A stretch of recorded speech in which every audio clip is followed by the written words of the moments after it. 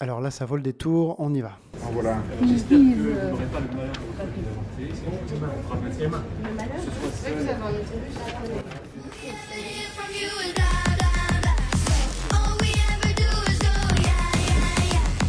Bon, on va décortiquer tout ça, vous verrez que ça vaut le détour et que la conclusion d'ailleurs, je l'ai jamais entendue nulle part, elle est surprenante. Déjà, bon courage à ceux qui luttent bec et ongle pour le droit à l'avortement, parce que là, je parlais dans une autre vidéo du militantisme toxique, à savoir des militants qui défendent tellement mal la cause qu'ils te la massacrent. Et là, on est en plein dedans, donc bon courage mesdames et messieurs. Alors, si on comprend bien ce message de concorde et d'harmonie, ça veut dire qu'un homme, parce que c'est un homme, n'a pas le droit d'ouvrir sa gueule sur le droit à l'avortement. Ce qui induit d'ailleurs, si on suit la même logique, qu'une femme, parce que c'est une femme, n'a pas non plus le droit d'ouvrir sa gueule sur le droit d'un homme à ouvrir sa gueule. Donc, sophisme évidemment, escroquerie intellectuelle assez classique sur ce sujet. On n'a pas vraiment inventé la roue ici, hein. D'ailleurs, dire pas d'utérus, tu fermes ta gueule, c'est quand même pas très très sympa pour ce pauvre bougre là qui a rien demandé à personne et qui se retrouve pas de chance sous des feux croisés. Alors je dis pauvre bougre, je sais pas, hein, je veux pas présumer de son sexe, mais bon, il a quand même la tête, enfin moi j'ai l'impression d'une personne sans utérus, enfin qu'il me pardonne si je me trompe. Toujours est-il que là on est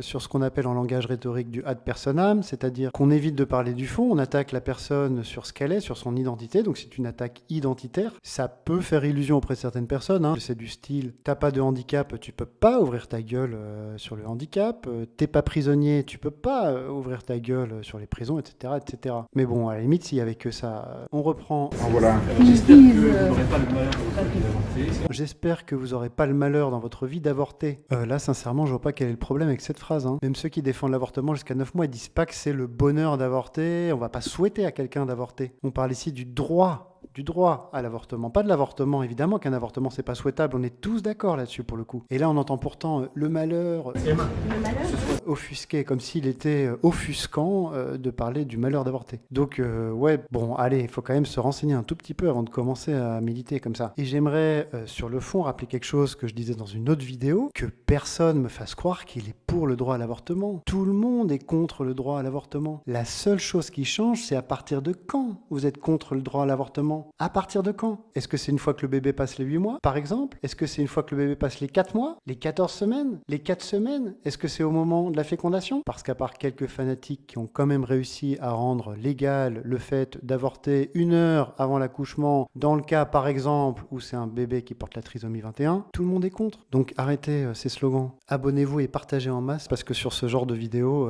on prend cher. Je suis Patrice Darras et à bientôt.